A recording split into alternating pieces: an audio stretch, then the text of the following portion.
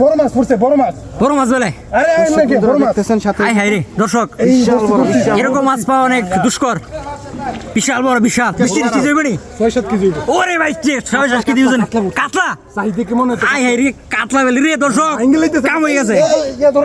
এই যে ফলো বলা এঙ্গেলা হাই হাই রে ইতিহাসে সেরা মাছ হয়ে গেছে দর্শক। প্রজেক্টটা সেরা মাছ হচ্ছে দর্শক।